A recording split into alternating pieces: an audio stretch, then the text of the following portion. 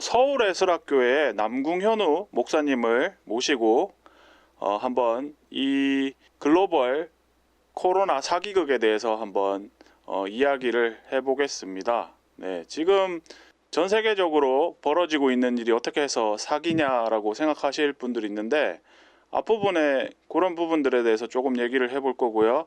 뒷부분에는 지금 이제 교회를 타겟으로 하고 있는데, 이것에 대해서 신앙인들이 어떻게 반응해야 할 것인지, 저항해야 할 것인지 한번 이야기해 보도록 하겠습니다. 네, 목사님 안녕하세요.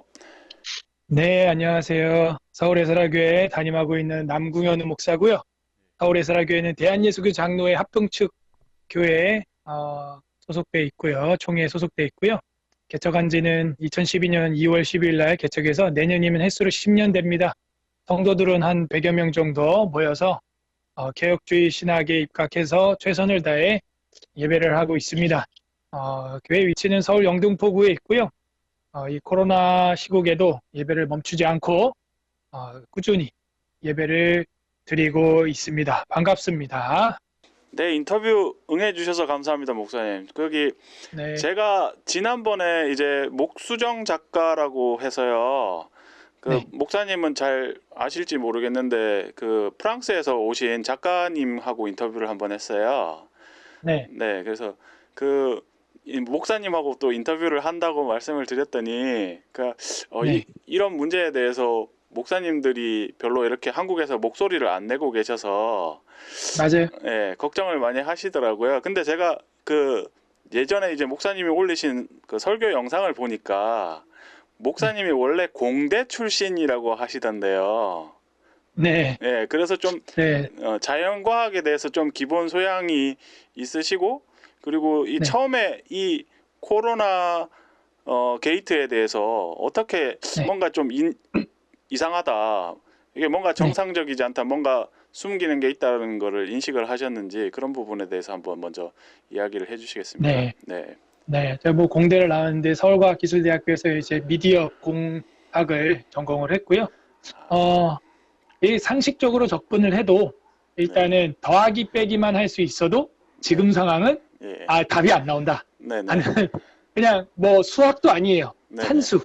예, 산수만 할 수 있어도 지금 이 상황이 더하기 빼기만 할 수 있는 수준의 논리학을 구사할 수 있으면 네, 네, 지금 이 상황이 얼마나 말이 안 되는가. 네, 네, 제가 올해 초에 이제 1월달, 2월달에 이게 팬데믹으로 WHO에서 선포했을 때 다른 네, 목사님들의 반응들을 보면은 이까짓 거 뭐 그냥 마스크 벗고 네, 예배 드려라 그냥 네, 네, 뭐 제가 존경하는 뭐 스승님도 그렇게 예, 하셨고 네, 그래서 저도 그래 뭐 코로나라는 게 뭐 오늘 어제 오늘 있었던 것도 아니고 네, 옛날에 우리 조류 인플루엔자나 메르스나 사스나 이게 다 네, 코비드 예, 2 사스 코로나 2 예, 1 이렇게 예, 이름이 매겨지니까 예, 그거 상식이잖아요. 상식 그냥 예, 검색만 하면 나오는 상식. 예, 그래서 지금 코로나는 2구나. 그러면 네, 코로나가 뭐예요? 결국에는 그냥 감기거든요. 네, 네, 네, 쉽게 말하면은 폐렴, 예, 극한의 어떤 고통을 주는 예, 감기인데, 예, 메르스 때도 치사율이 높았고,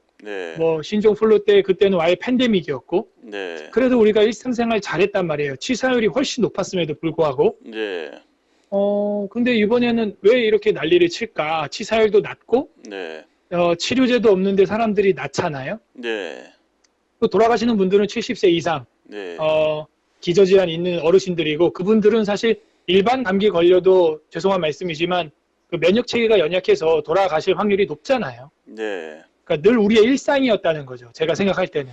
네, 그리고 뉴스를 검색하고 통계청의 통계를 검색해 보면 네, 우리나라 매해 감기로 돌아가시는 분들이 3,000명에서 5,000명 가량 되고 네, 그리고 그걸로 인해서 백신을 맞고 백신으로 돌연사하는 사람이 또 1,000명이 넘고 네, 그리고 그 치료를 위해서 나라에서는 연간 2조 이상 투입을 하고 있고 네, 그래서 매 그렇게 수천 명씩 원래 사람이 많다 보니까 네, 그렇게 그 소수의 인원들이 늘 있었던 안타까운 일들인데 네, 마치 지금은 뭔가 새로운 병이 나타난 것처럼 네, 팬데믹이라고 하는 게 너무 웃기다. 제가 볼 땐 팬데믹도 아니다. 이 수준은. 팬데믹 정도 예, 되려면 우리 중세교회 시대에 흑사병 정도는 돼야 팬데믹이고 예, 3분의 1가량 유럽 인구가 죽었었는데 그때 예. 아니면 뭐 천연두나 이 정도 돼야 팬데믹이지. 이건 뭐 백신 치료제도 없는데 그냥 다 낫고 태어나는 사람들이 미국 CDC의 발표에 의하면 99.998%가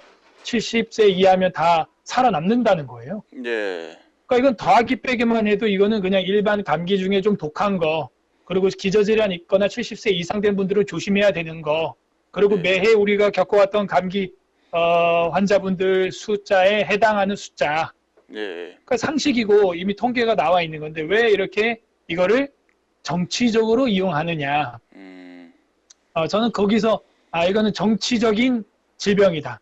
뭐 중국이 만들어냈다라는 그 DNA의 그 배열도 뭐 학자들 네. 간에는 예. 뭐 적지 않은 증거들을 가지고 있고요. 일단 네. 의학 박사들은. 그래서 일부러 중국이 우한 지역에서 이거를 퍼뜨렸다 네. 하는 그런 주장하는 의학 박사님들이 꽤 있습니다. 그래서 이거는 중국이 정치적으로 시작을 했다. 제가 볼 때. 그리고 지금 중국은 백신 3상도 안 끝났는데 자기들은 종결됐다 그러잖아요. 코로나가. 네. 그러니까 이게 너무 이거는 국민들을 사람들을 기만하고 우롱하고 가지고 논다. 네. 그래서 우리 국민들이 더 공부하고 좀 똑똑해져야 될 필요가 있지 않는가. 네. 저는 그런 생각을 좀 많이 했습니다.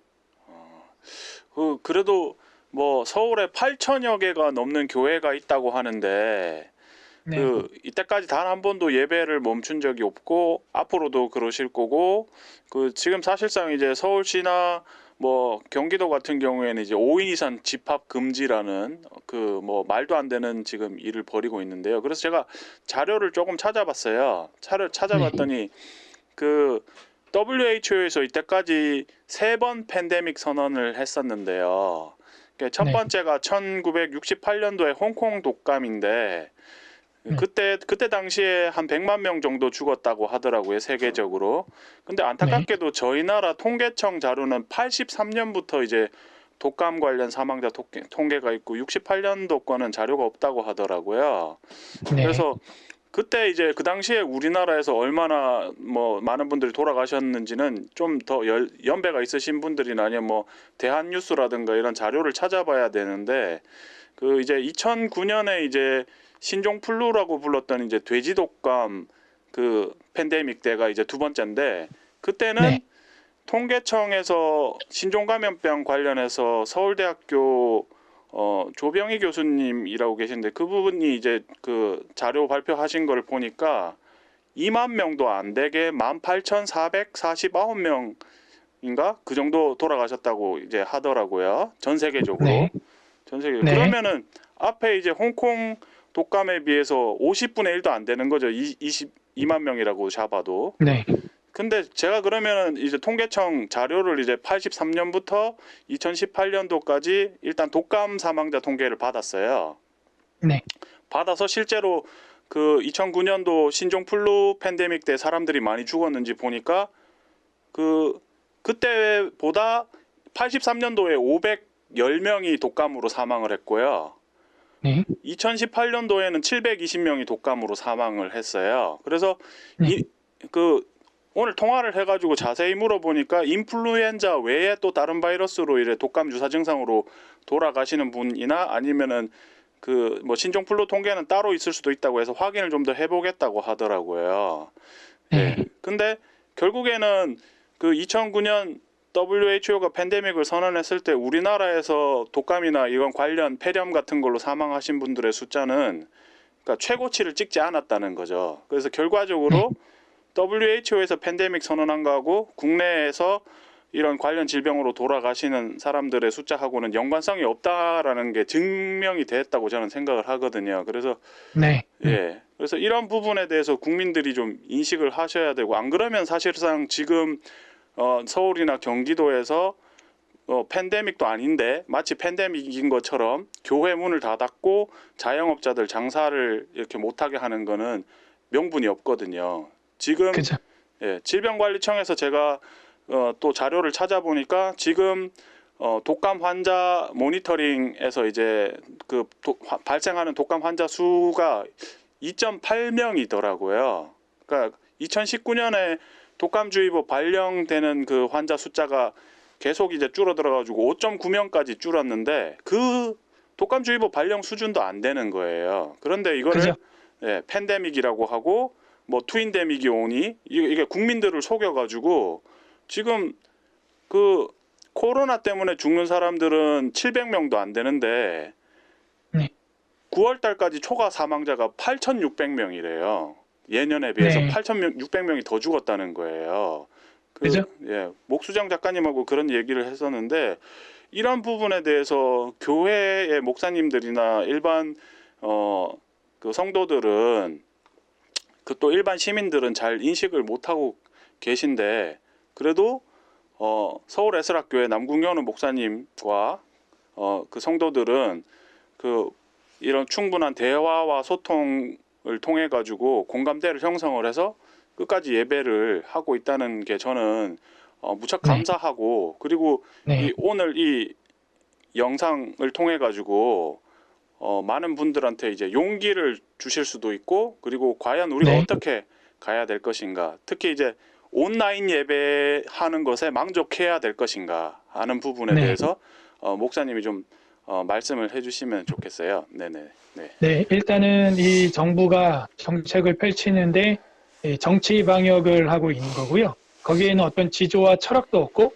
계속 변해요. 계속 변하니까 자기들도 지금 상황이 어떤 상황인지 모를 겁니다. 하도 많이 바꿔서. 네. 그런데 이 그리스도인들은 교회와 국가론을 정확하게 가지고 있고 네. 그것이 우리 교회 헌법으로 이미 다 제정이 돼 있고 국가헌법으로 제정이 돼 있어요. 네. 그래서 우리 그리스도인들이 좀 더 공부를 기본적으로 철저하게 해서 네. 앞으로 또 이런 코로나가 코비드 19뿐만 아니라 앞으로 뭐 20, 21, 22, 23 계속 나올 텐데 네. 그때마다 이렇게 나라가 몸살을 앓으면요 정말 망합니다. 네. 다 망하고 정말 깨어서 교회와 국가론을 가지고 어떻게 이끌어 갈 것인가 우리 성도들이 먼저 깨어 있어야 한다는 것이죠.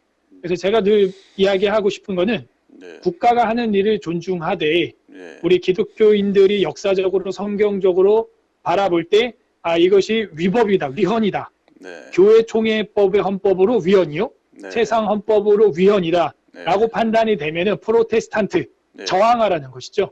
그게 종교개혁자들의 후손다운 처세다. 로만 카톨릭으로부터 우리가 나왔지 않습니까? 그게 결국 예배 개혁이고 국가관 개혁입니다. 네. 그래서 그렇게 개혁해서 나오지 않으면은 계속해서 이런 전체주의, 사회주의 속에서 살아갈 수밖에 없는 그런 개돼지라고 하죠. 비하적인 말로 그냥 네. 하라는 대로 하는 말이 안 되잖아요. 지금 5명 이상 서울에서는 모여서 밥도 먹지 말라 이제 이러는데 만약에 할머니가 왔어요. 우리 가족이 5이고 할머니가 왔으면 같이 밥을 못 먹어요. 떨어져 앉아서 먹으라는 거예요. 식탁을 떨어져 앉으라. 그러면 테이블 2개 잡으면 되죠? 네. 그러니까 그게 무슨 정책이라고 내는 건지 네. 안타깝고 버스, 전철 네. 이런 데는 5명 이상 지금도 막 바글바글 해요. 네. 예, 그래서 이제 총회에서도 질의를 했더니 이제는 뭐 예배 방송 요원 20명 모여서 하는 거는 괜찮다. 네. 요번 5명 제한에 걸리지 않는다라고 오늘 네. 총회에서 전체 문자를 돌리더라고요, 목사들한테. 예. 그래서 오늘 받았는데 이거 일반 성도들은 또 모르잖아요. 그러니까 이제 내일 모레 당장 성탄절인데 안 나올 거란 말이에요. 요 뉴스만 보고. 나와도 됩니다. 네. 사실 방송요원 20명까지는. 저희 교회야 뭐 늘 예배를 드리지만 네. 드려왔고 네. 근데 그거 가지고 이제 그나마 모이던 20명도 못 모일 수 있는 거예요. 그래서 제가 제일 핵심적으로 문제 삼는 건 우리 기독교인들은 특히 종교개혁 후손인 개신교는 저항주의자다라는 거. 네. 이 저항은 무조건적인 저항이 아니라 네. 우리가 가지고 있는 법, 헌법, 교회 헌법, 그리고 국가 헌법. 네. 이걸 우리가 좀 똑똑히 보자. 똑똑해서. 네. 그래서 첫 번째는 황제 교황주의를 우린 따라가지 않죠. 황제가 네. 교황, 그러니까 종교의 권세까지 잡는 거, 둘 다 잡는 거 네. 우리 인정하지 않습니다. 반대로 네. 교황 황제주의도 우리가 따라가지 않습니다. 종교 네. 지도자가 네. 국가를 통치하는 거. 네. 두 번째 이것도 따라가지 않죠. 이거는 역사 속에서 우리가 피해를 흘린 대가로 역사 속에서 우리가 받은 거니까. 네. 세 번째로는 국가와 교회 분리론이라는 게 있어요. 분리. 그러니까 분리라는 것은 그냥 완전 신경 쓰지 말자는 거죠. 네. 완전히 신경 쓰지 않게 되면은 무관심에 빠지게 되고 네. 서로 무간섭하다 보면은 국가와 종교가 협조가 안 되고 국가와 종교가 오히려 혼란에 빠지게 되는 네. 그런 역사를 또 우리가 경험했고 네. 또 네 번째는 크리스텐덤이라는 국가관이 있는데 이거는 반대로 분리가 아니라 섞어버리자는 거예요. 그래서 크리스텐덤, 우리가 소위 말하는 무슨 광주 성시화 운동, 안산 성시화 운동 뭐 이런 걸 하는데 그런 거와는 약간 차이가 있습니다. 왜냐면은 이거 크리스텐덤은 완전 종교와 이 국가의 통치를 섞어가지고 하나로 그냥 한다라는 개념인데 역시 이것도 앞에 것과 크게 별반 차이 없이 혼란을 가지고 있기 때문에 세속화가 일어나요. 서로 간에. 국가로서의 어떤 성스러운 부분, 종교로서의 성스러운 부분이 세속화가 서로 일어나면서 이건 안 된다라는 거고 이 네 가지를 우리는 다 배격합니다. 그리고 다섯 번째로 우리가 그래서 역사적으로 최종적으로 도출하게 된 게 정교 분리의 원칙이라는 거예요. 정치는 종교에 관여하지 않는다. 이게 우리 대한민국 헌법, 미국 수정 헌법, 민주공화국, 리퍼블릭 컨트리에는 다 들어있는 거예요. 그래서 헌법 20조에 보게 되면 모든 국민은 종교의 자유를 가진다. 두 번째는 국교는 인정되지 않으며 정치와 종교는 분리된다. 이렇게 돼 있어요. 그래서 우리 성도들이 알아야 될 거는 우리는 정교 분리의 국가지 어떤 종교를 가지고 있는 국가의 국교를 기독교로 세워야 한다라는 그런 개념은 버려야 됩니다. 이승만 대통령 때부터 우리는 그런 국가를 꿈꾼 게 아니었어요. 미국의 수정헌법을 따라서 정교 분리의 원칙에 따른 거죠. 정치는 종교에 관여할 수 없고 종교는 독립적인 하나님 나라의 통치로서 대한민국 안에의 또 하나의 나라처럼 독립기관으로 살아가죠. 그래서 옛날에 군사정권 때도 그 법업자들이 명동성당에 숨으면은 잡아내질 않았어요. 심지어 군사정권 때도요. 근데 지금은 공무원들이 저벅저벅 교회에 막 들어와서 예배 드리지 마세요. 목사님 마이크 끄세요. 다 집에 보내세요. 이런 말도 안 되는 행동들을 지금 전국적으로 하고 있다는 겁니다. 이게 국민들의 민도가 떨어지고 이 의식, 국민 의식이 너무 이게 도태되어 있기 때문에 그게 왜 잘못됐는지, 공무원들이 교회를 막 들어오는 게 왜 잘못됐는지 이런 것도 인식을 못하는 거죠. 그래서 우리 교회가 먼저 저항하고 프로테스탄트하고 교회를 순수하게 지키기 위해서는 총회헌법, 교회헌법 이거를 공부를 열심히 한다는 겁니다. 얘기가 좀 길어지는데 아니요, 괜찮습니다. 조금만 더 제가 팁을 드리면은 지금 이걸로 이제 소송을 하는 교회들이 많이 있거든요. 그래요? 그 교회에 제가 좀 팁을 드리면 앞으로 어떻게 대응할지 매뉴얼 같은 걸 제가 좀 드리면은 일단은 공무원들이 무조건 들어오는 걸 허락하면 안 됩니다. 그거는 사유지침이에요. 그래서 헌법 16조에 보면은 모든 국민은 주거의 자유를 갖는다 이렇게 돼 있기 때문에 허락 없이 교회 비영리 법인에 못 들어옵니다. 비영리 법인은 하나의 인간이기 때문에 그렇게 막 저벅저벅 들어오면 그걸로 바로 헌법 고소를 할 수가 있어요. 그래서 여러분 절대 허락하지 마시고 교회 문 밖에서 그 사람들을 맞이하시길 바랍니다. 검사의 영장 없이는 절대 들어올 수 없어요. 그 다음에 이제 신문을 하는 거, 목사님 뭐 재정은 어떻게 쓰나요? 몇 명이 모이나요? 절대 응대하지 마세요. 그것도 역시 신문을 받으려면 헌법 제12조에 의해서 신체의 자유를 가지고 있는 사람들은 법률에 의하지 아니하고는 누구나 체포, 구속, 압수수색 또는 신문을 받을 수 없습니다. 받지 아니하며 이렇게 돼 있어요. 진술을 강요당하지 아니한다. 헌법에 12조에 돼 있어요. 그렇게 알고 있으면요, 술술술 다 말 안 해도 되죠. 그걸 말해주면 뭐가 문제가 되냐면 그걸 모아서 교회를 고소하는 거예요. 그게 저희 교회입니다. 저희 교회는 지금 고소 당했거든요. 영등포구청하고 총리한테.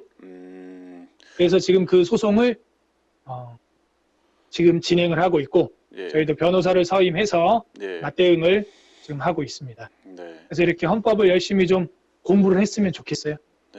이제 그 다른 분야에서도 지금 이거 위헌 소송 하시는 변호사님도 계시고요. 뭐 김우경 변호사라고 지금 위헌 소송 준비하고 있고요. 제가 알기로는. 그리고 제가 지난 방송 때 이제 그런 말씀을 드렸어요. 그래서 이게 뭐 법에서 감염병 예방을 위한 법률에 이게 뭐 확진자가 몇 명 이상 생기면 뭐 교회 문을 닫는다 이런 조항이 없는데도 불구하고 지금 이제 벌써 그런 거를 행정 명령을 하고 있고 그리고 사람들한테 이제 겁을 주면서 그렇게 하는 게 마치 당연한 것처럼 하고 있는데 그런데 이제 저는 그 교회가 먼저 문을 닫아 버리고 온라인 온라인 예배면 뭐 충분하다는 것처럼 그런 논리를 펼쳐가지고 뭐 그 모임을 하지 않는 거를 모이지 않는 거를 모일회자잖아요. 제가 한자 잘 모르지만 근데 모이지 않는 거를 당연하게 여기게 만들었는데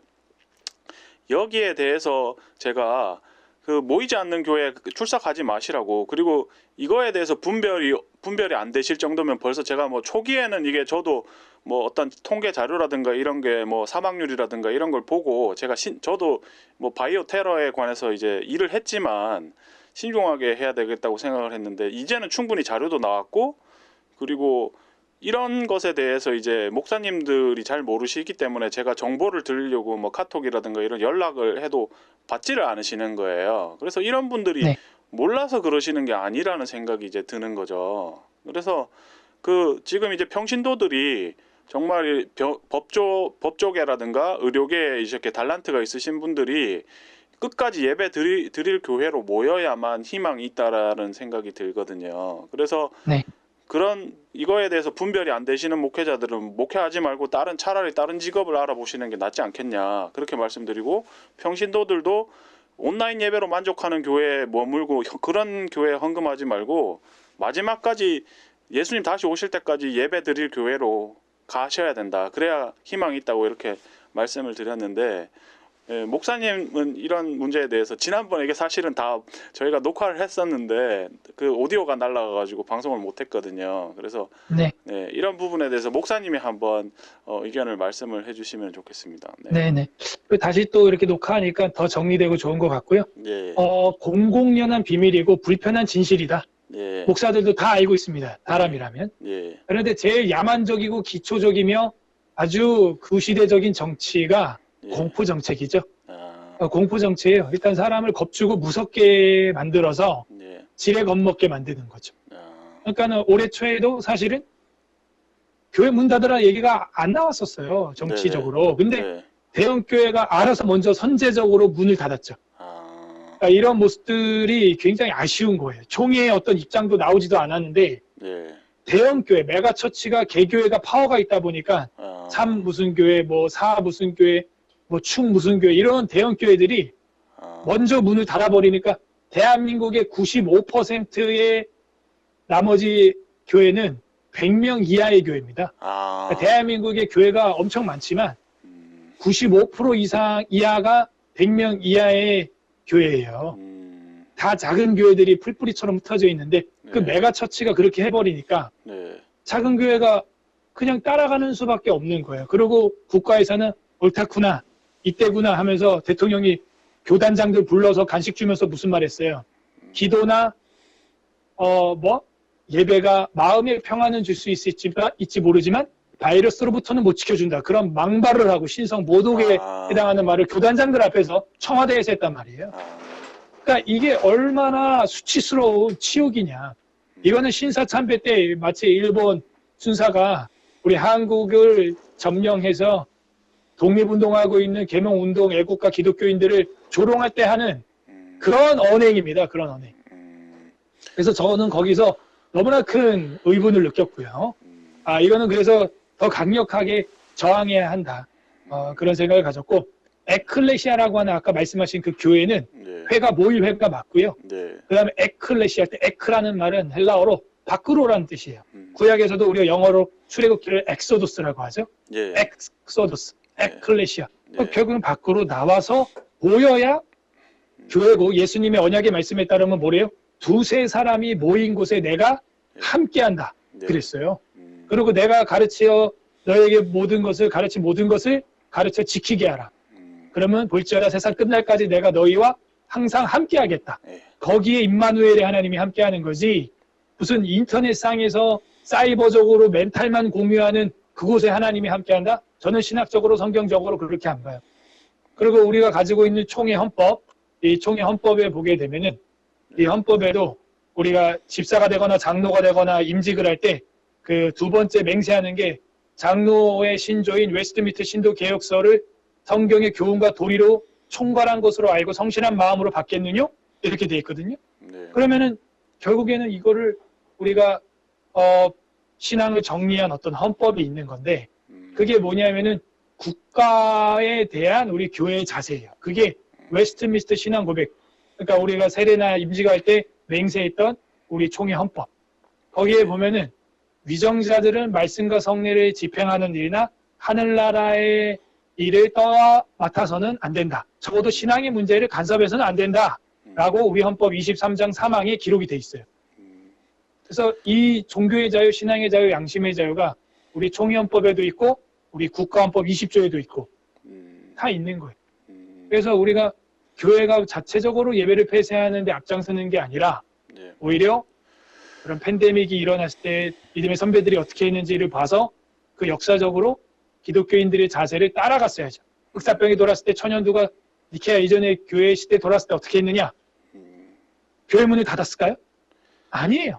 오히려 교회에 더 모이고 기도하고 방역에 힘쓰면서 고통당하는 환우들을 치료하고 칼빈 같은 경우는 자기 조카가 파렐의 조카가 죽었을 때 칼빈이 자기가 장례 비용을 다 내고 소중히 아끼던 책까지 팔아가면서 그렇게 장례를 치러주고 간병을 하고 쯔빙글리는 딸이 심지어 그 흑사병에 옮아서 죽고 그 쯔빙글리도 역시 흑사병에 걸리게 됩니다. 손양호 목사님도 보세요. 애양원에서 어떻게 했어요? 거기서 방역 수칙이 있는데 그걸 다 초월해서 간병했잖아요. 그죠? 전신 방역을 하고 마스크 쓰고 장갑 끼고 장화 신고 소독하고 그 나병 환자들 만나야 되는데 그 나병 환자들의 고름을 입으로 빨았다는 거예요. 그리고 매 피 검사를 할 때 뭐라 그랬냐? 양성 반응이 안 나오니까 손양호 목사님이 올해도 애양원에 우리 나병 환자들과 친구가 되기는 틀렸구만. 그런 말을 하는 걸 그 딸 손동희 권사님이 자기 나의 아버지 손양호 목사 책에 다 기록해놨어요. 이게 우리 기독교인들의 저력이고 힘인데 대구에서 그때 난리가 나고 뭐 어디서 막 난리가 날 때 우리 기독교인들이 예배 폐쇄하고 안 모이고 물론 그거는 나중에 논의할 수 있는 문제지만 네. 제일 먼저 했어야 되는 거는 그곳으로 달려가고 희생하고 복음을 전하고 이런 걸 먼저 했어야죠. 마스크 구해서 그쪽으로 보내고 저희도 뭐 대구에 한 1000여 개 이상 구호 물품을 해서 쪽방촌 분들한테 나눠드리고 서울에서는 노숙인 분들한테 네. 마스크하고 소독제를 나눠줬거든요. 그러니까 대형교회가 했어야 하는 게 이런 거고 본을 보여야 하는 게 이런 건데 교회 문 닫고 예배 폐쇄하고 인터넷으로 시청하게 만드는 거 그거를 본을 보였으니 저는 그게 너무 마음이 아프고 그 교회와 국가론이라는 걸 조금만 알면은 이렇게 할 수가 없는 거예요. 교회 정치에 국가 정치가 개입할 수가 없습니다. 헌법적으로. 위헌이에요. 위헌. 네. 근데 그 짓을 지금 이 시대에 하고 있는 거예요. 옛날에 마치 일제시대의 신사참배를 교회 강요해서 영락교회 한경진 목사님이나 교단장들이 다 이거는 국민 의례다 해가지고 거기다가 참배를 하고 예배를 드렸어요. 네. 예배를 드리지 말라는 게 아니었어요. 일본도. 예. 그냥 묵도하고 인사만 하고 예배 드려라. 달콤하게 유혹했죠. 마치 바로왕처럼 네. 야 어린아이와 동물들은 놓고 너희만 가라. 예. 근데 하나님의 예배 방식은 그게 아니었어요. 너희가 사흘거리를 나가서 떨어져서 이집트를 완전히 벗어나서 시내산에서 예배하는 게 하나님의 예배 원칙이고 바로왕이 말한 그 예배 원칙은 하나님의 예배 원칙과 맞지 않기 때문에 그건 허락이 안 되는 것이죠. 그래서 이런 역사적으로 우리가 성경적으로 보게 되면은 과연 우리가 대형교회가 앞장서서 했던 교회 폐쇄 그게 신사참배 때의 그 일본의 정치 정책에 굴복한 거와 과연 그 관념적으로 다를까? 저는 정말 질문을 던지고 싶어요. 나중에는 어떻게 됐어요? 그 손양호 목사님이나 아니면 주기철 목사님 이런 분들만 죽었는데 순교한 사람은 40명밖에 안 돼요. 감옥에 갇힌 사람 2000명밖에 안 되고 나머지는 다 신사참배를 했다는 거예요. 기독교인들이. 그리고 나중에 후회를 하게 됐죠. 한경진 목사님도 나중에 회개하고 자기가 잘못했다 그러고 주기철 목사님을 자기들이 출교시켰어요. 그리고 그 젊은 목사님을 제 또래 되는 주 목사님을 출교시켰어요. 신사참배 거부한다고. 이런 마귀적인 총회가 대한예수교 장로회입니다. 제가 소속돼 있는. 그리고 주기철 목사님을 복직시켜준 게 불과 10년여밖에 안 돼요. 10년 정도밖에. 10년 전 정도에 주기철 목사님을 목사로 총회 회원으로 복직을 시켜줬다고요. 돌아가신 지가 지금 몇십 년이 지났는데. 이게 우리 수준이에요. 대한민국 기독교 수준입니다. 수준. 그래서 지금도 우리가 코로나 앞에 참배했다. 저는 그렇게 보고 있고 도대체 무슨 예배 원칙을 성경 원칙을 따라서 예배를 폐쇄했는지 우리 종교개혁가들이 흑사병이 돌았을 때 천연두가 돌았을 때 봉역이 돌았을 때 과연 그렇게 했는지 나병환자촌에서 그렇게 했는지 조금만 공부를 해봐도 이거 아니라는 거 알 수 있거든요. 네. 그 생화학전이 터지고 세계 2차 대전이 터졌다고 예배 멈추나요? 전쟁 시에 더 모여서 예배하고 해서 부산 지역의 낙동강 방어선을 지켰던 게 대한민국 6.25 아닙니까? 네. 그러니까 우리가 지금 너무 배가 불렀어요. 대한민국 기독교인들이 배가 불렀어요. 그러니까 너희가 배부르고 등 따서서 나를 찾지 않는다라고 하는 게 호세아서의 말씀입니다. 모이기에 힘쓰고 목숨 걸고 모였던 우리 믿음의 선배들은 다 바보예요, 그럼? 다 바본 거죠, 우리가 볼 때. 인터넷으로 하면 되는데, 각자 있는 데서 그냥 하면 되는데, 그런 생각을 하고 있는 거예요. 공예배와 사적인 개인 경건회, 협의적 예배와 이 거시적 예배, 광의적 예배의 그런 개념도 없고, 십계명의 안식일을 거룩히 지켜라 모이라고 하는 주님의 그 공적인 예배 명령에 대해서는 개념이 없는 무지한, 이 백성이 무지함으로 망한다라는 게 지금 우리 한국교회 그대로 드러나고 있고, 정말 살아있는 교회는 서울의 그 많은 교회 중에 40여 개밖에 없답니다. 예배를 드리고 있는 교회가. 그게 이제 통계가 나왔었어요, 뉴스에. 그 중에 하나가 저희 교회인 거예요. 그러니까 어이가 없는 거예요. 저희도 약간 두려움이 있죠. 그러나 담대하려고 하는 거죠. 담대히 저항하고 법적으로 저희가 기도하면서 경건한 검사와 경건한 판사와 경건한 변호사를 만나게 해달라고 기도하면서 지금 싸워나가고 있는 겁니다. 네, 저나 목사님이 이것에 관해서 완벽하게 모든 거를 알려드릴 수는 없지만, 최소한 이 대한민국 사회에, 그리고 고통받는 일반 시민들이 이 무지막지한 이 과잉 방역 때문에 지금 사람들이 더 많이 죽어 나가고 있는데, 이걸 인식도 못하고 저항도 못하고 있다는 거에 대해서 하나의 어떤 그 이슈가 되어서 정말 이렇게 토론의 장이 열릴 수 있는 그런 계기만 되어도 저는 오늘 방송이 정말 의미가 있을 것 같은데요. 사실은 저희도 이제 그 교회를 오래 다녀도 이런 것에 대해서, 역사에 대해서 배우지 못했고, 그리고 교회와 국가관이라든가 이런 거에 대해서 제대로 인식도 못하고 있었기 때문에 이런 어처구니 없는 일이 벌어졌는데요. 그래서 저는 이제 제일 궁금한 건 사실은 서울 에스락 교회에서도 초기에는 굉장히 혼란스럽고, 그리고 다른 의견을 가지고 계신 분들도 많았을 텐데, 여러 가지 우여곡절을 겪으셨겠지만, 어떻게 이런 첨예한 이슈, 또 혹은 이제 정치적인 이슈로 물릴 수도 있는 이런 문제에 대해서 원만하게 이렇게 마음을 모아가지고 끝까지 예배를 드리기로 결정을 하시게 됐는지, 그게 또 궁금하거든요. 그 부분에 대해서 한번 네. 말씀해 주시겠습니까? 네. 네, 지금 한국교회 대형교회 예배 출석 회복이 제가 볼 때는 한 40%, 네네. 잘 됐다고 하는 교회가 한 40% 회복됐고요. 예. 저희 교회는 늘 거의 비슷한 한 90% 예. 가량 80%에서 한 90% 가량 회복이 돼 있고요. 네. 사실은 아직도 이 팬데믹으로 인해서 직장에서 교회 나가면 잘라버린다라고 협박을 당하고 있는 교우들이 있습니다. 그러니까 교회 나가면 너는 fire, 너는 해고, 이렇게 돼 있는 이제 분들이 있기 때문에 몇몇 가정은 아직도 못 나오고 있는 분들이 있고요. 또 아직도 뭐가 맞는지 혼란과 혼돈 속에 있는 분들도 한 소수 예. 계시긴 합니다.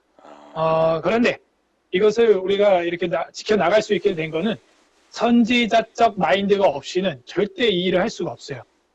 내가 지지했던 정보고 내가 뽑은 사람인데 그럴 리 없어. 어떤 그런 마음을 가지고 있는 게 솔직한 우리의 고백입니다. 뭐냐면 성경보다도 이념, 정치적 이념을 위에 두고 있는 기독교인들이 태반이에요.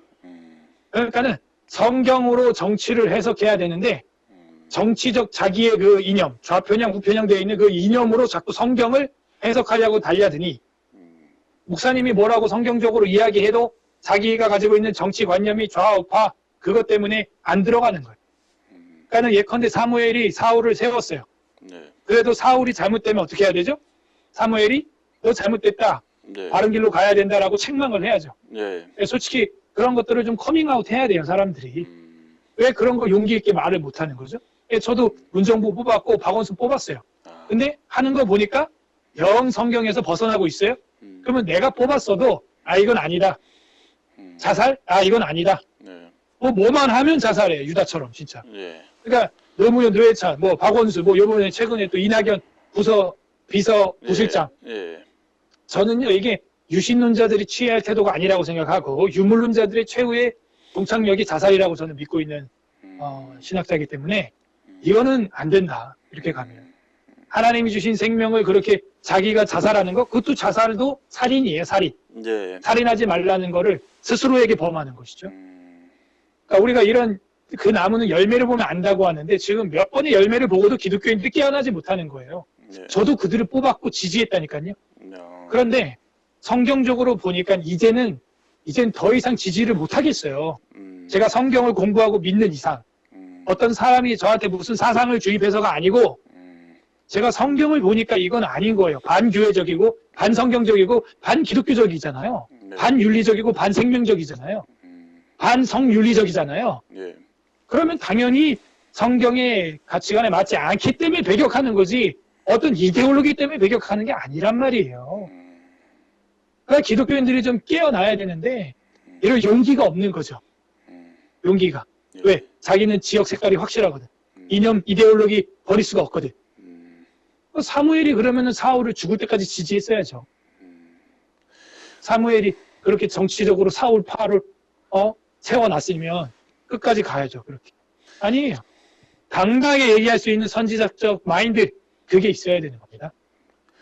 그래서 우리나라는 아직은 제가 볼 땐 계몽되려면 한참 멀었고 선진국 대열에 가려면 법치국가가 돼야 되는데 법치국가는 법에 기록되어 있는 조항대로 치리하는 게 법치국가인데 우리나라 법조인들이랑 제가 이야기를 해보면 판결을 내릴 때 그 판사가 판결을 자기들이 원하는 대로 안 내리면 기사에다가 실명을 공개해버리고 막 개인적으로 공격을 하니까 사회적 분위기, 감정을 보고 판결을 내린다는 거예요.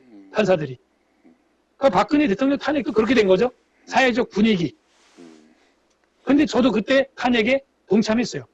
저는 잘못했다고 막 했습니다. 근데 그때 우리가 봤던 뉴스를 돌이켜보면은 박근혜 대통령이 숨겨둔 딸이 있는데 누구다? 뭐 정유라다. 정유라였다. 전 그걸 믿었어요, 진짜. 믿었어요. 근데 지금 뭐예요? 아니잖아요. 그리고 뭐 구판을 벌렸다. 뭐 별의별 뉴스가 다 있었죠. 근데 재판이 나오기도 전에 탄핵을 시켜버렸어요. 재판이 아직 3심이 끝나지도 않았는데 그냥 탄핵인 거예요. 저는 이게 솔직히 지금 돌아보면 예. 저도 공범자인 거죠. 예. 그러니까 법치가 뭔지를 우리가 돌아봐야 되는 거예요. 법치가 뭔지. 그래서 미국에서는 이번에 연방 대법원에서 판례가 최종 판결이 나왔죠. 예. 뭐예요? 질병관리법이 그보다 훨씬 든든한 헌법, 예. 종교의 자유, 양심의 자유를 초과하지 못한다. 이게 정상적인 법치국가입니다. 법치라는 게. 근데 우리는 지금 종교의 자유, 양심의 자유가 헌법에서 보장되고 있고 그 집회 결사의 자유가 있는데 그 질병관리법이라는 걸 만들어가지고 갱신을 얼마나 많이 했는지 제가 30번까지 세다가 말았어요. 발의된 게요 30개 이상 돼요. 지금 한 50개 이상 될 겁니다. 네. 발의만 된 게. 예. 자기들도 지금 무슨 상태인지 모를 거예요, 법이. 예. 그걸로 이 헌법을 뛰어넘으려고 하는 네. 이런 위헌적인 대한민국을 만들어가는 이 현실을 우리 기독교인들이 좀 깨어 있어야 되는 거예요. 깨어 있어. 옛날에 우리 선교사들이 한국에 와서 독립운동을 하고 깨어 있는 활동을 한 것처럼 다시 애국 계몽 운동이 우리 기독교인들로부터 일어나야 됩니다. 미국의 그 판례를 가지고 우리가 지금 싸워보려고 하는데 지금 헌법재판관들도 전부 편향되어 있는 사람들로 90% 이상 배치돼 있어서 사실은 이것도 참 장기전으로 지혜롭게 기도하면서 싸워야 됩니다. 그래서 우리가 소송도 이 수백 건의 소송을 하나로 묶어서 하지 않고 네. 여러 건으로 게릴라적으로 하고 있죠. 네. 그래야 이게 여러 건으로 싸워서 그중에 한두 개라도 우리가 승소를 내면 그 판례를 붙들고 또 2심, 3심 갈 수 있기 때문에 하나로 묶어서 집단 소송을 안 하는 쪽으로 하고 있습니다. 그래서 비용도 많이 들어요. 네. 내가 재판 한 건 하려면 1,000만 원 이상 드는데 3심까지 하면 3천만 원인데 저희 교회도 그래서 많이 지금 후원을 요청을 하고 있고요. 많은 분들이 후원을 해주셔서 조금이라도 참 도움을 받고 있습니다. 네. 그래서 우리 기독교인들이 이런 법치가 무엇인지 또 성경 우선주의 어떤 이데올로기에 자꾸 휘청휘청거리지 말고 성경이 뭐라 말하는지 또 우리 종교개혁자들이 어떻게 했는지 좀 그걸 보고 분별을 선지자적으로 좀 했으면 좋겠어요. 그러면 좀 용기가 생깁니다. 그래서 저희 교회는 그렇게 싸워가고 있어요. 네.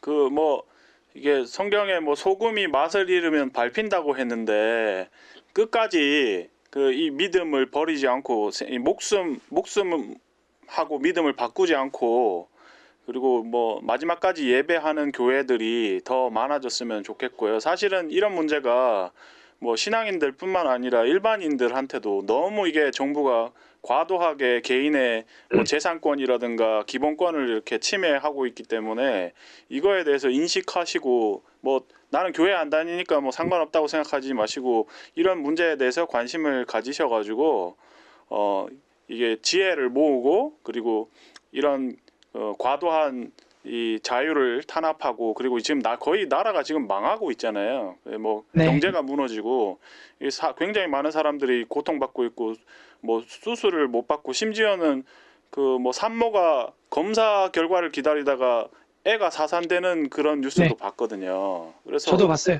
예. 아까 제가 방금 이제 방송하기 전에 와서 보니까 뭐 보건복지부 장관 후보자 뭐 인사청문회인가 뭔가 하는데 거기는 50명 모여가지고 뭐 자기네는 뭐 방역수칙 지켰다 그러면서 하면서 국민들은 5명도 모이지 말라고 하는 게 이게 말이 되는 뭐 바이러스가 숫자를 세는 것도 아니고 뭐 손목시계 차고 다니는 것도 아닌데 말도 안 되는 거거든요. 근데 그죠? 예. 그래서 목사님처럼 그리고 서울 에스락교회처럼 이런 것에 대해서 맞서 싸우는 교회가 많아졌으면 좋겠고 그리고 이 많은 분들이 이런 문제에 대해서 적어도 이제 크리스마스 전에는 이 가족들이랑 가까운 분들이랑 한번 이야기를 할 수 있는 그런 계기가 됐으면은 좋겠습니다. 예. 그 목사님 예. 예. 또 그 그래서 지금 방금 말씀하신 거에 저도 첨언을 하면 예. 우리 헌법 11조에 보면 모든 국민은 법 앞에 평등하다. 예. 성별, 종교, 사회적 신분에 의하여서 정치적, 경제적, 사회적, 문화적, 생활 모든 영역에 있어서 차별을 받지 않는다. 이렇게 네. 헌법의 11조에 명시되어 있거든요. 예. 그런데 방금 말씀하신 대로 자기들끼리는 청와대에서 막 BTS 불러가지고 모이고 막 네. 또 질본부에서 무슨 뭐 청으로 격상했다고 하면서 막 수백 명 모여가지고 막 축하해주고 예. 그러면서 교회는 못 모이게 하고 이거는 모든 법이 만민에게 평등해야 된다는 헌법을 위헌한 것이고 네. 만 명에게만 법이 평등하게 적용되고 상위 계층에 있다고 자기들이 생각을 하는지 예. 정말 국민들을 개돼지같이 알기 때문에 네. 그렇게 폄하하기 때문에 자기들은 뭐 열체커했다. 그럼 우리는 뭐 열체커 안 했나? 우리도 열체커하고 마스크 다 했는데 그래서 이 평등의 헌법 원칙에서도 벗어나고 있고 예. 이 코로나 경제 때문에 전부 다 이제 파산을 해가지고 코로나 비관으로 자살하는 사람들의 뉴스도 네. 굉장히 많이 나왔었죠. 그래서 우리 국민들이 좀 깨어 있어야 될 부분이 헌법적인 개념 네. 이게 좀 깨어 있어야 됩니다. 그 옛날에는 뭐 무슨 뭐 김 무슨 누구 뭐 이런 뭐 정 무슨 배우 이런 사람들이 매스미디어에 나와가지고 그 길거리에서 게릴라적으로 헌법 강의도 막 목에 핏대를 세우면서 하더니 요즘에는 헌법 강의를 안 해요. 그런 게 좀 마음이 안타깝습니다. 네. 그 저는 이게 정말 뭐 예수님께서 광야에서 이제 고난 받으실 때 마귀가 와가지고 그 나한테 절만 하면은 이 세상 모든 영광을 너한테 주겠다고 그렇게 유혹하잖아요. 그 사실 절하는 게 그렇게 뭐 어려운 것도 아니고 힘든 것도 아닌데 이게 지금 상황이 딱 그렇다는 생각이 들거든요. 뭐 마스크 쓰라고 뭐 잠깐 쓰고 이거 뭐 좀 이제 진정되면 뭐 달라질 것 같이 하다가 이제 계속 말을 바꿔가지고 이제 뭐 백신을 맞아도 이게 2024년까지 가네 어쩌네. 그리고 지금 막 전 국민들한테 지금 막 외국에서는 그 CDC 같은 데서 지금 백신 부작용으로 뭐 3% 뭐 3천 명 넘는 사람들이 일상생활이 불가능하다는 이런 소식이 전해지고 있는데 이게 주류 언론에 지금 하나도 안 나오니까 백신 맞으면은 모르시는 분들은 이게 끝날 줄 알고 있는데 그게 아니라는 거. 이게 이게 모든 사람들이 그렇잖아요. 저도 이제 부당해고 당할 때 저보고 그러더라고요. 내 말 잘 들으면 너 끝까지 일하게 해줄 거고 아니면 징계위원회 열어가지고 자를 거라고 하더라고요. 겁을 주더라고요. 근데 이게 사람도 이게 어느 정도 이제 밟히다 보면 이 사람이 죽이려고 밟는지 아니면은 정말 이게 나를 위해서 하는 건지 구분이 되는데 딱 아니다 싶은 순간이 딱 와가지고 그럼 마음대로 해보시라고 했거든요. 그거랑 지금 상황이 비슷하다는 거죠. 그게 2주라고 했는데 지금 12월 달이잖아요. 근데 그죠? 예, 이거를 아직도 속는다는 거는 저는 우리가 너무 이렇게 막 와, 진짜 저는 예전에 일본 사람들이 막 뭐 일본 일제 식민지에 대해서 이야기하면은 한국 사람들이 뭐 노예 근성이 있고 이런 거에 대해서 선입관을 가지고 있는 것에 대해서 화가 나고 그랬었는데 지금 돌아보니까 우리 민족이 맞아요. 예, 이 정도밖에 예. 안 됐나 하는 생각이. 예, 우리 수준이에요. 이게 우리 수준이고 예, 우리가 동남아나 중국이나 베트남 국민들의 그 수준을 국민들의 민도를 평가를 자유주의 정치 관점에서 하는 것처럼 네, 서구 사회에서는 우리나라 볼 때 그렇게 지금 보고 있을 거예요. 오히려 외국의 인권단체들이 50개 이상이 대한민국 교회를 박해하지 말라고 성명서를 발표했잖아요. 아, 그러니까 우리나라 국민들이 얼마나 참 뭐라 그럴까요? 불쌍하고 예, 이 전체주의와 공포 정책에 연약한 DNA를 가지고 있는지 여실하게 보여주는 게 신사 참배 그리고 코로나 참배 이번에 보여주는 건데 봐봐요. 이게 얼마나 웃기는 그 불편한 진실인지 길거리에서는 마스크 벗고 다니면 사람들 다 쳐다봐요. 네, 그죠? 예, 근데 오히려 과학적으로 보면 길거리는 안전하거든요. 예, 그런데 식당에 들어오면요. 예, 마스크를 벗고 음, 국에다가 숟가락을 같이 넣어요. 그리고 먹어요. 예, 근데 이 행위를 할 때 숟가락을 입에 넣을 때만 마스크를 벗고 넣고 다시 마스크 쓰고 식당에서 뭐 얘기하다가 또 네. 물 마실 때만 마스크 벗고 물 먹고 또 마스크 쓰고 예, 밥 먹을 때만 또 마스크 벗고 밥 넣고 또 마스크 쓰고 네. 만약 이렇게 해봐요. 예. 그러면 또 그 사람을 이상하게 봅니다. 아, 그러니까 이게 진짜 웃긴 거예요. 안전한 야외에서는 신호등 대기하면서 마스크 벗고 있으면은 저 사람 왜 저래? 마스크 안 썼네? 코스크 썼네? 턱스크 썼네? 이러고 야외에서는 보면서 식당에서는 마스크를 막 숟갈이 입에 들어갈 때만 이렇게 하는 사람을 보면 저 사람 밥 먹는데 마스크를 왜 저렇게 써대? 이게 우리 국민들의 코미디, 개그. 네, 그러니까 우리가 아직 제가 계몽돼야 된다고 자꾸 얘기하는 게 예, 우리 국민들의 이 수준이 아직은 예, 그 정치 비하하는 사람들이 말하는 수준, 예, 짐승들의 수준을 아주 상당히 가지고 있고 전체주의에 약하다. 예, 그래서 이 눈치 사회, 가치를 쫓아가지 않고 눈치를 따라가는 이 사회 수준, 예, 그게 우리 수준이에요. 그래서 저는 얼마나 화가 났으면 총회장한테도 제가 직접 전화를 했어요. 총회에다가. 네, 총회장 전화번호 안 주면 나 총회 가서 1인 시위 하겠다. 아, 내가 할 시위는 다른 게 아니라 올해 초 3월 달에 발표했던 우리 총회 성명서.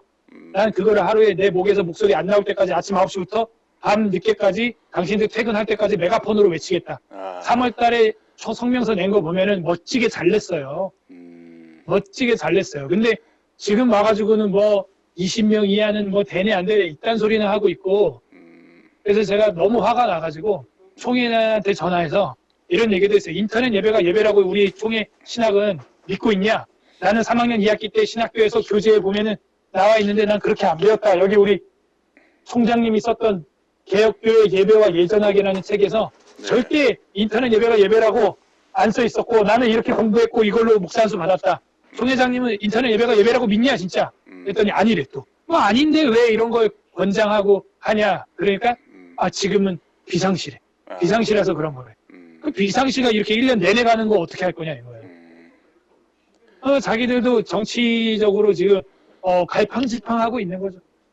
이게 그러니까 저는 확인을 다 했기 때문에 이렇게 담대한 거예요. 확인을 다 했어요. 총회장한테도 이거 우리 교단 신학에서 절대 지지하는 행동이 아닙니다. 이게. 저도 질병관리본부를 청으로 승격하게 되면 앞으로 더 힘들어질 거라고 제가 국민청원을 했거든요.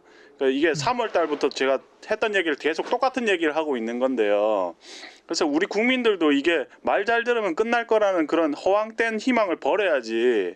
그래야지 이게 싸울 수 있는 동력이 되는 거라는 생각이 들거든요. 그래서 목사님, 저 지난번에 이제 녹화 실패했을 때 그 책 이제 그 이런 질병 뭐 흑사병이나 이런 전염병과 거 마주한 기독교? 예예 책도 안내 좀 해주시고요. 네. 네네.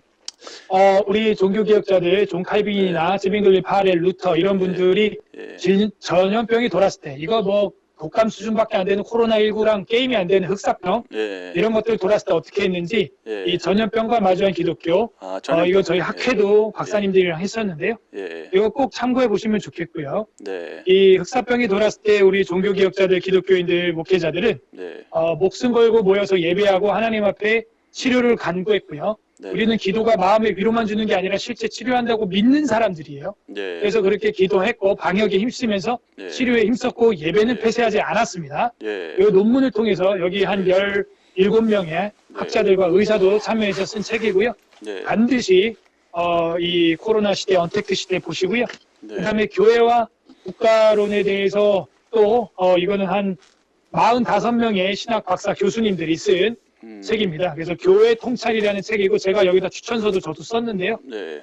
여기 보시면은 우리가 가지고 있는 교회와 국가관이 무엇인지 정확히 여러분 스마트한 기독교인이 될 수가 있습니다. 그리고 제가 최근에 괜찮은 교수님 한 분을 추천해 드리면 울산대학교에서 정치를 가르치시는 이정훈 교수님이라고 있어요. 예.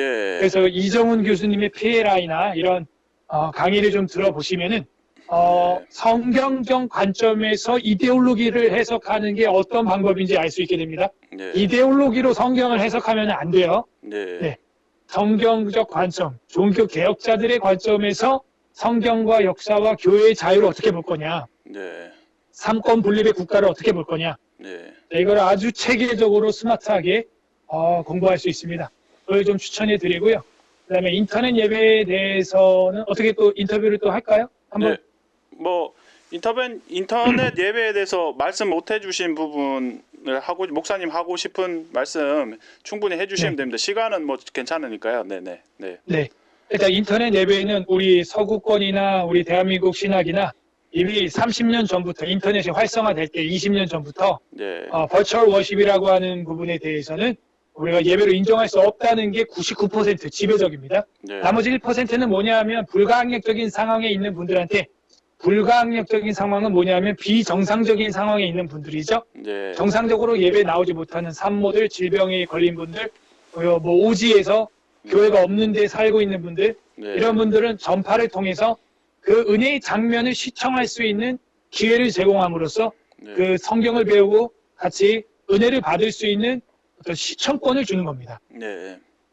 그래서 그런 경우에는 극소수자들에게 그 인터넷 예배의 송출이 유익할 수는 있어요. 그러나 그걸 인터넷 예배라고 할 수는 없습니다. 네. 왜냐하면 예배라는 것 자체가 엎드려 경배하는 거고 경배라고 하는 것은 우리가 세배를 생각해 보면은 쉽게 알 수 있어요. 네. 부모님 세배할 때 직접 만나서 하죠. 네. 그게 진정한 세배죠. 네. 평생 죽을 때까지 엄마 아빠를 인터넷으로만 보고 인터넷으로만 세배한다면 그 불효자입니다. 네. 그래서 이 하나님 앞에 인터넷 예배라는 것은 그런 불가항력적인 상황에 있는 사람에게만 해당하는 거다. 네. 그리고 예배론에 보게 되면 예배는 뭐다? 하나님과의 만남, 그 다음에 수평적으로는 성도와의 만남. 두세 사람이 모인 곳에 역사하는 게 성령이라고 정의가 돼 있어요. 네. 성령 하나님은 혼자 있는 데서 강력하게 역사하지 않고 네. 두세 사람이 모인 곳에 보혜사 성령님은 더 강력하게 역사한다라는 게 신약의 언약의 말씀입니다. 네. 그래서 우리는 모이기에 힘써야 되고요. 네. 팬데믹 사회가 돼도 낙동강 전선에서 전쟁이 터져서 목숨이 왔다 갔다 해도 네. 우리는 크리스마스가 돼도 그 군함 위에서도 군인들이 예배를 드렸다고 하잖아요. 네. 우리는 그런 정신, 하나님 절대주의, 하나님 우선주의, 신본주의 이거를 먼저 해야 됩니다. 그래서 이 인터넷 예배가 왜 안 되냐면 일단 세례가 안 돼요. 인터넷으로 물 뿌릴 수가 없고요. 네. 성찬도 아니에요. 네. 성찬도 안 되고 성도의 교제도 안 되고 네. 설교도 안 돼요. 사실은 설교자가 회중을 보면서 아멘하여 화답하는 걸 보면서 네. 이 설교를 성령 안에서 해 나가야 되는데 네. 절대로 이 사이버 공간에서는 그것을 다 그 분위기를 볼 수가 없다는 것이죠. 그래서 이런 조목조목 논문화된 것들이 너무나 많이 있기 때문에 안 되고 그러고 보니 더하기 빼기만 해도 그걸 알 수가 있어요. 시내산에서 인터넷으로 만약에 예배를 카메라로 찍어서 송출하고 있는데 여러분이 소 한 마리, 양 한 마리를 택배로 보내서 모세한테, 아론한테 잡아달라고 할 때 하나님께서 과연 여러분은 저 애굽에 있고 시내산에서 모세가 예배드리고 있을 때 그 예배를 하나님이 과연 여러분이 멀리서 드린 예배로 받으겠냐 이거예요. 그리고 시내산뿐만 아니라 신약 시대에도 보면은 마가 다락방에 있는 120문도에게 성령이 임했지 그 밖에 있는 자들한테 임하지 않았어요. 마가 다락방에 120문도가 모여서 기도하는 것을 인터넷으로 생중계했다고 해도 멀리서 그 생중계되는 마가 다락방을 본 사람한테 성령이 임할까요? 저는 아니라고 봅니다. 두세 사람이 주의 이름으로 모이고 그 박해와 핍박받는 중에도 그렇게 목숨 걸고 모인 그 사람들을 통해서 초대교회에 성령의 임재가 일어나는 거죠. 오늘날도 마찬가지라는 거예요. 그 도대체 누가 성경 어디에 어느 총회헌법에 인터넷으로 예배드리는 게 합당한 예배라고 예배 신학이라고 했는지 한번 여러분 가져와 봐요. 한 장도 없습니다. 이것도 메가처치 대형 교회가 편리주의에 의하여 한 거예요. 그러면 이거는 목사 절대주의에서 나온 거죠. 대형 교회 단임 목사가 이 방송 체계를 만들어서 방송 송출, 위성 송출을 통해서 이걸 예배라고 한 거예요. 근데 그 인터넷 송출로 모니터 앞에 만약에 100명이 모여 있다. 그러면 이건 또 다른 얘기가 되죠. 100명이니까는 두세 사람 이상 모였잖아요. 네. 근데 여기는 이제 부목사도 있고 거기서 떡과 성찬이 되고 세례가 만약에 베풀어질 수 있다라고 한다면 이건 또 다른 문제로서 교회로 인정될 수 있고 예배로 인정될 수도 있어요. 그런데 그 현장에서 즉흥해서 바로 세례와 성찬이 일어나지 않고 성도의 교제가 일어나지 않는다면 네. 예배로 보기는 쉽지 않아요. 그래도 또 하나 문제가 있어요. 위성으로 쏘아지는 그 목사님을 어느 특정한 다른 B 지역에서 100명이 모여 있다고 해도 그 100명이 어떻게 반응하는지 그 설교자가 보지 못한다면 사실은 이것도 엄연히 말하면 웨스트미스트 신앙고백서나 성경이 말하는 가르쳐 지키게 하라는 어떤 그런 주님의 명령에서 어긋날 수 있는 거죠. 그러니까 굉장히 복잡한 전문 분야예요, 이 부분은. 네. 신학자나 목회자한테 맡겨야 될 부분인데 이 비전문가인 성도들이 이걸 나름대로 판단해서 뭐 가난한 성도가 돼 있고 인터넷 예배 신봉자가 돼 있고 제일 중요한 거 마지막으로 하나만 말씀드리고 마칠게요. 네. 인터넷으로만 한다는 건 결국은 육체성을 부정하는 거죠. 네. 사이버 전파로만 서로 멘탈만 공유하는 거죠. 네. 그러면 이거는 결국엔 뭐냐? 영지주의예요. 영지주의. 영지주의자들이 뭐냐면 예수님이 육체로 오심을 부인하는 자들이고 요한서신에 보게 되면 예수님이 육체로 오심을 부인하는 자들은 적그리스도라고 돼 있어요. 그렇게 사이버상으로만 이제 매체적으로 보면 제가 공학적으로 보면 네. 앞으로는 이제 멀티미디어가 발달하면서 가상현실이 실현화되고 네. 홀로그램이 이제 실현화됩니다. 네. 그러면 진짜 교회 안 나가도 돼요. 아. 내 앞에 홀로그램으로 목사님이 서 있어요. 아. 내 옆에 김동원 형제님이 앉아 있어요. 홀로그램으로. 예. 그러면 이제 탈교회주의, 아, 끔찍하네. 유형교회 폐기론, 아. 예배 폐기론 이런 게 나오게 됩니다. 이 정도는 예측을 해야죠. 네. 선지자라면. 야. 그래서 그러면 어떻게 돼요? 교회당 자체도 필요가 없죠. 아. 모일 필요도 없죠. 아. 그냥 혼자 앉아서 홀로그램으로 다 하면 되죠. 아. 그러면 뭐예요? 육체성이 배제되어 있죠. 그게 뭐예요? 예수님이 육체로 오심을 부인하는 자죠. 왜? 아. 교회는 예수님의 몸이니까. 아. 그러니까 신학적으로 철학적으로 이게 어떤 무서운 연관성을 가지고 있는지 비전문가인 성도들은 예측도 못한 채 그냥 따라가는 거예요. 무지하게. 그거 안 되죠. 네.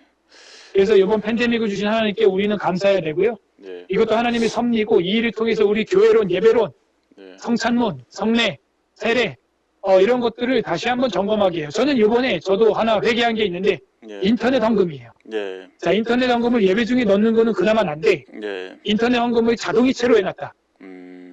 그러면 그 자동이체가 나가는 그 아침 9시, 10시에 내가 자동이체가 딱 되는 순간에 감사합니다 하고 하나님께 하나요? 아니죠. 그냥 딴 생각하고 다른 일 하고 있는데 자동이체로 나가죠. 네. 헌금이. 예. 근데 사실 헌금이라는 건 뭐예요? 예수님의 피값, 예수님의 희생이 원래 강단에서 이루어져야 되는데 이미 이루어졌고 네. 그 피값의 감사함으로 드리는 오퍼링. 네. 이방 종교에도 최고의 뭐라 그럴까요? 엑스타시스. 최고의 흥분의 도가니가 언제냐면 희생제를 드릴 때입니다. 이방 종교도. 네. 우리는 예수님이 희생제에 대해서 감사드리는 게 제일 고조되는 엑스타시스가 언제냐면 헌금 드릴 때여야 되는 거예요. 그래서 찬송가가 이러죠. 내게 있는 모든 것을 드린다.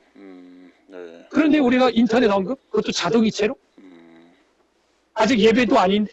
근데 이제 평일날 자동이체가 탁커덕 되면은 그때 내가 일상생활 막 하다가 주님 감사합니다. 예수님의 보혈에 감사하면서 내가 드렸습니다. 그러나요? 아니죠. 전혀 상관없이 살아가죠. 저는 이번에 이런 것들을 연구하면서 우리가 정말 편리주의에 뼈지고 편안해지고 좋은데 편안해질지는 모르지만 진짜 영혼의 평안은 빼앗기고 있지 않냐. 주님과의 친밀한 교제, 주님의 살과 피에 동참하는 그 감사에는 우리가 더 멀어지고 있다, 영적으로. 그 결과가 지금 우리 오늘날 이 불편한 진실을 말도 못하고 저항도 못하는 그야말로 죽어있는 연어. 강물이 흘러가는 대로 흘러가는 죽어있는 연어다. 살아있는 연어는 그 강물을 거슬러서 올라가서 생육하고 번성하고 네. 알을 까는데 예. 대한민국 교회는 이제 죽어갑니다. 살아있는 거는 일제치제 때와 똑같이 일제치하 때와 똑같이 한 40여 목사님, 한 2천여 명, 바르게 무릎 꿇지 않은 사람 한 3천 명 정도, 예. 나머지는 그냥 매스컴에 다 그 쇠뇌들에서 따라가는 거예요. 제가 미디어를 전공해서 아는데 이 팬데믹 때문에 제일 돈 많이 번 건 언론 매체입니다. 아, 제가 SBS 그 기자들하고도 연락이 돼가지고 예. 제가 얘기했는데 요즘 장사 잘 되죠? 아, 장사 잘 되는 거 좋은데 이런 식으로 국민들을 속이면 안 된다. 저는 바른 말 했어요. 지금 돈 제일 많이 벌고 제일 기분 좋은 사람들이 이 언론 매체, 그 다음 정치인들. 나머지 90% 이상의 국민들은 다 희생제입니다, 지금. 야, 정말 이게 매체 심리학이에요, 매체 심리학. 예. 이 정말 끔찍한데요. 그 지금 이제 제가 운영하는 유튜브 채널하고 또 네이버 카페 크베어댕큰 코리아라고 있는데 거기에 이거에 대해서 이제 정직한 목소리를 내시는 분들이 있어요. 그런데 이제 교회가 이제 다 문을 닫다 보니까 저도 그렇고 이게 도대체 이제 어느 예배하는 교회를 찾으려고 그래도 굉장히 어렵거든요. 그래서 그 지금 서울 에스락교회 남군형은 목사님을 비롯해서 성도 여러분들하고도 그 네이버 카페 크베어댕큰 코리아를 통해서 좀 교제를 해서요. 서로 이렇게 네. 정보 교환도 하고 글도 써주시고 이러면은 그 지금 이제 모이신 분들 중에 교회 나가시는 분들도 계실 텐데 그런 분들이 정말 마지막까지 예배할 수 있는 교회를 찾을 수 있을 것 같고요. 그리고 이 영상이 공유가 되면 이 영상에도 끝까지 예배하는 교회들에 다니시는 분들이 좀 댓글을 남겨주셔서 그런 분들이 모일 수 있으면은 좋을 것 같습니다. 그리고 그 최근에 이제 뭐 저희가 이건 모든 걸 다 대답해드리고 알려드릴 수는 없으니까 이제 지난번에 방송에서 언급했던 그 코로나 미스테리라는 책이 나왔어요. 소아랑 TV라는 김상수 선생님, 한의사 선생님이신데 그분이 이제 논란이 되고 있는 것에 대해서 잘 정리를 해서 이게 많이 잘못되고 있고 코로나 바이러스가 위험한 바이러스가 아니라는 거에 대해서 정리된 책이 있거든요. 그래서 그것도 참고하셔서 하시면 좋겠고요. 그리고 이게 이런 얘기를 하시면 되게 사람들이 겁을 많이 내시더라고요. 그래서 저는 잠언 말씀 보다가 좀 은혜가 됐던 말씀이 잠언 12장 28절에 의로운 길에 생명이 있나니 그 길에는 사망이 없느니라 라고 하는 말씀이 많이 힘이 되더라고요. 그래서 이 영상 시청하시는 분들이 용기를 가지시고 뭐 비단 교회 다니시는 신앙인들 뿐만 아니라 일반인들도 용기를 가지시고 목소리를 내주시고 함께 싸워주시면은 좋겠다는 말씀 드리겠습니다. 목사님 과거에 이제 성대결절 앓으셔가지고 힘드신데 긴 시간 인터뷰 해주셔서 감사하고요. 마지막으로 또 혹시라도 또 하고 싶으셨는데 못하신 말씀 있으면 해주시면 좋겠습니다. 네, 우리 사랑하는 기독교 성도님들이 이 성탄절에 기쁨이 넘쳐야 되는데 자꾸 위축되고 마음을 어렵게 하는 이 국가정책에 대해서 참으로 많은 아쉬움을 가지고 있습니다. 이럴수록 우리 성도님들이 국가헌법과 총회헌법, 웨스트민스터 신앙고백서, 성경 철저히 공부하셔서 이제는 스스로가 종교개혁을 일으키고 스스로가 좀 용기를 가지시기를 바라고요.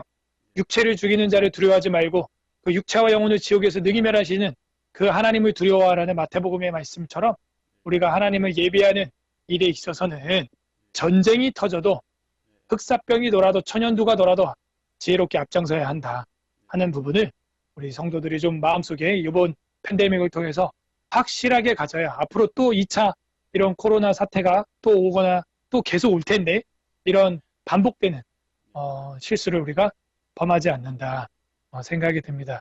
그래서 깨어있는 스마트한 법치 기독교인들이 되시기를 주님의 이름으로 간절히 소망합니다.